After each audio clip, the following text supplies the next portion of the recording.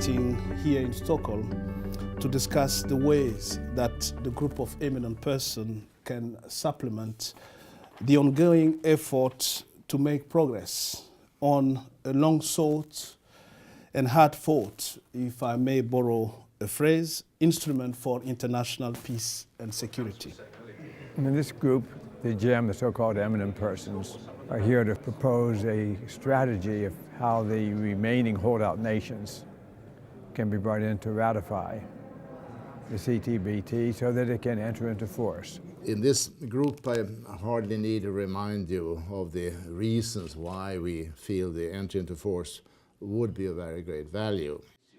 Any progress done on this front will help forward the ratification by Annex II countries, which are a very demanding and complex group of countries, each of which requires specific approaches, specific solutions and specific strategic views. Well, we're looking to try and find ways of making sure we maintain momentum towards getting the treaty ratified. And we know there's a group of countries we've got to work with, and there are some really big issues there. We're not pretending that it's going to be straightforward. I don't think there is a silver bullet. I don't think there's one magic strategy for us to pursue which will get everyone on board quickly. So I think we've got to look at building careful steps and build some confidence and trust in the process. It's going to be crucial, first of all, to influence political leadership around the world, especially in the countries that are relevant for the entry into force, and to influence the public opinion. We cannot rely on the fact that the world is keeping in a balance always. We might go towards time of instability where binding measures are more effective than just the goodwill of single states. This is a very crucial moment in history, and we need all the countries that can put the treaty forward and make it international law. I think we need all of them to unite with us in this effort. CTBT is designed to limit tests.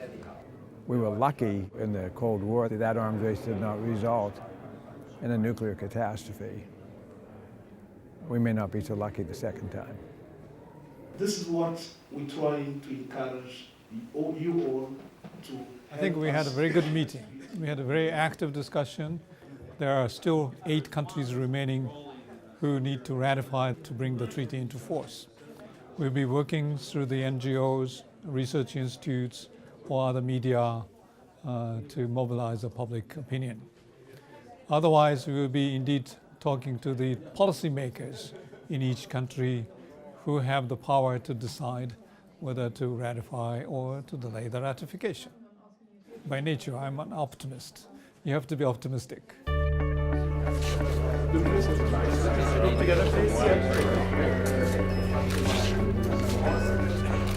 So we have an action plan now that helpfully is differentiated for the nature of the challenges of the 8 different countries which we will be principally focusing on.